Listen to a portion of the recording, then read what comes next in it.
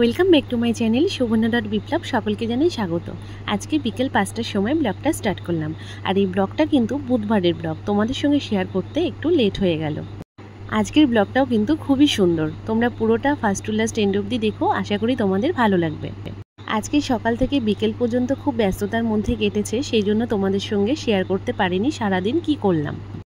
এই যে মেয়েটিকে দেখতে পাচ্ছ, এই মেয়েটি কে, কেন এসেছে, কিসের জন্য এসেছে, তোমরা পুরোটাই দেখতে থাকো, তাহলে কিন্তু জানতে পারবে। কিছুটা হলেও হয়তো বুঝতে পেরেছো কিসের জন্য এসেছে। ঘরে মিষ্টি দুষ্টুমি করছিল বলে তাই উঠোনে খেলনা দেয়া হয়েছে, মিষ্টি বসে বসে খেলছে ওর দাদার দেয়া পুতুল নিয়ে।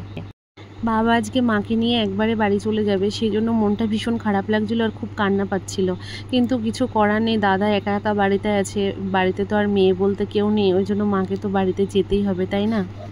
মিষ্টির জন্মদিনে দাদা আসতে পারেনি বলে দাদা আমাকে বলেছিল ফোনে যে আমার জন্য কিন্তু সমস্ত কিছু রেখে দিবি, তাই আমি সব কিছু গুছিয়ে ফ্রিজে রেখে দিয়েছিলাম।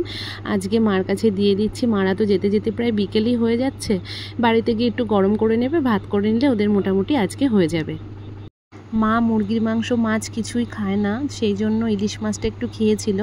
বাবাকে বলে দিলাম যাওয়ার সময় মায়ের জন্য একটু ডিম নিয়ে যেও। এদিকে দেখো বাবা মা গুছিয়ে রওনা দিয়ে দিয়েছে। এইটুকু স্ক্রিপ্ট মিষ্টির বাবাই নিয়েছিল, আমি তখন বাইরের দিকে আসিনি, আমি ব্যস্ত ছিলাম। শুধু জাস্ট বাবা মাকে একটু প্রণাম করেছি আর ওদেরকে মানে বাই জানিয়ে আমি ঘরের মধ্যেই ছিলাম। ওরা চলে গেছিলো, পরে ভীষণ খারাপ লাগছিল যে চলে যাওয়ার সময় আমি বেরোতে পারিনি।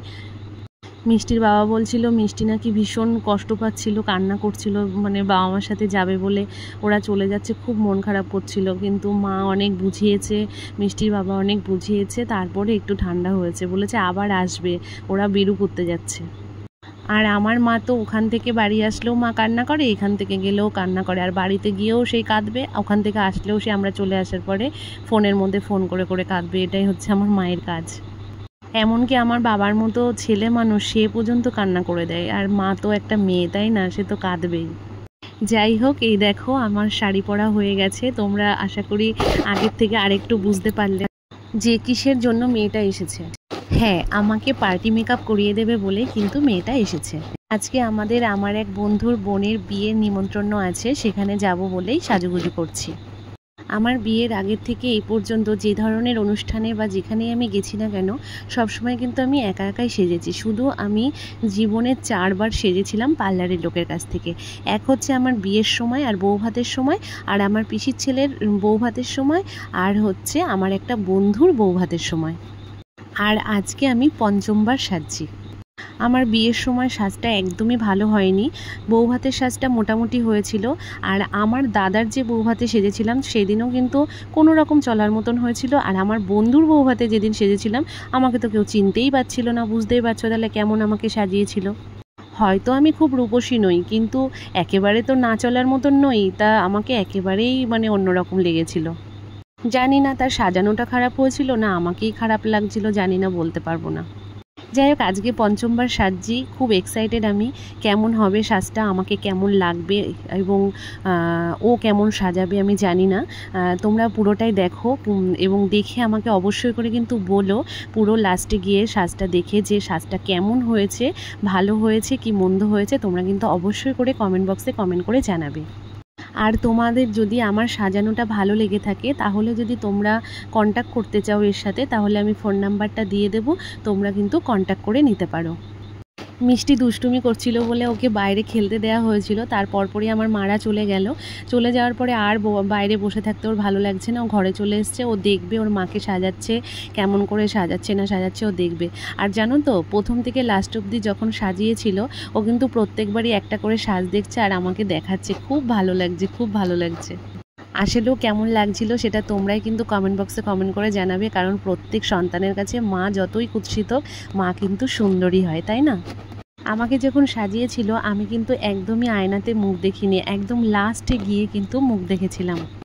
যথারীতি সাজানোটা আমার নিজের খুব ভালো লেগেছে, সেই কারণেই আমি বলছি যে যখন আমি মৌকে দেখেছি, ওর ডাকনাম মৌ, ওকে দেখতেও খুব মিষ্টি, কথাগুলোও খুব মিষ্টি, আর ওর ব্যবহারও খুব মিষ্টি। যথারীতি তখনই আমি ভেবেছিলাম যে এত মিষ্টি দেখতে একটা মেয়ে, এত ব্যবহার, কথা সব কিছু এত ভালো, নিশ্চয়ই সাজানোটাও সুন্দর হবে। সত্যিই তা আমার মনের ভাবনাটা কিন্তু সত্যিই হয়েছিল। আমার সাজানোটা দেখো সুন্দর হয়েছে। তোমাদের কেমন লাগবে সেটা তোমরা কমেন্ট বক্সে জানিও, কিন্তু আমার কিন্তু ভীষণ ভালো লেগেছিল। আর জীবনে প্রথমবার আমার মানে সেজে ভালো লাগলো, যে সত্যিই হলো, মানে কি বলবো আর কি, মানে সাজটা সুন্দর হয়েছে, তো ওই জন্য আমার মনের মতন হয়েছিল আর কি। আর আমাকে যখন সাজাচ্ছিল তখন কিন্তু আমার শাশুড়ি মাও খুব এক্সাইটেড ছিল যে আমার বৌমাকে কেমন লাগবে সাজার পরে, কারণ আগেও আমি একবার সেজেছি বাড়িতে, ওনার কিন্তু একদমই ভালো লাগেনি, তাই উনি বারবার করে দেখতে চাইছিল, কিন্তু মিষ্টির দুষ্টুমির জন্য উনি দেখতে পাচ্ছিল না শান্তি মতো।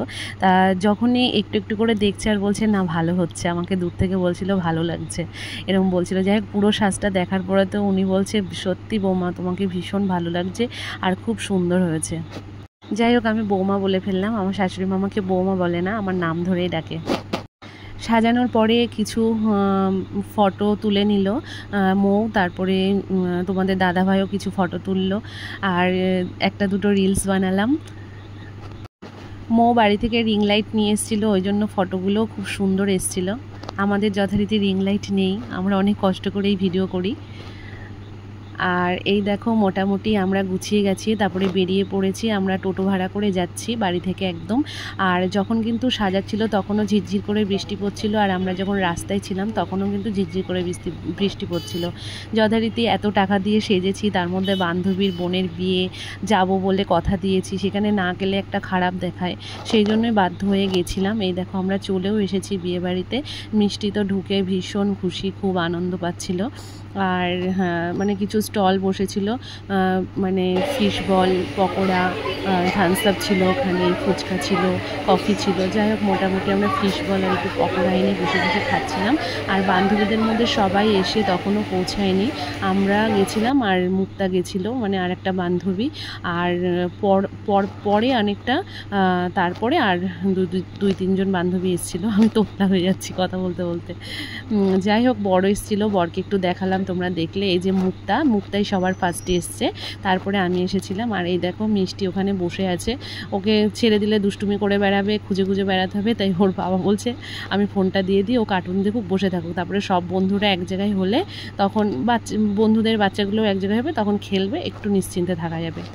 আর ওই দেখো মিষ্টির পাশে বসে আছে, ওইটা একটা মানে যার বোনের বিয়ে, মৌমিতা, ওর ছেলে বসে আছে। ওর ছেলের প্রচণ্ড শরীর খারাপ ছিল, খুব জ্বর ছিল, মানে যে ছেলে এত ছটফটে সে চুপ করে বসেছিল, ভীষণ খারাপ লাগছিল, বাচ্চা তো মন খারাপ করে বসেছিল।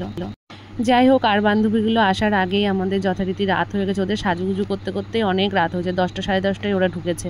তাই মোটামুটি তারপরে মুক্তা ছাড়া আরেকজন ঢুকেছিল, এই যে শ্বেতা, আমি আর মুক্তা, আমরা মিলে সবাই খেতে বসে গেছিলাম, যে চল খেয়ে আসি, তারপরে আমরা ফটো টটো তুলবো, আনন্দ করব, তারপরে আমরা যে যার মতো বাড়ি চলে যাব। তাই আমরা খাওয়া দাওয়া করে এসেছি। তারপরে ওই যে মন আসলো, মনের ছেলে, এই যে শ্রেয়সীর মা আর একটা বান্ধবী আর কি, শম্পা, এরা এসছে।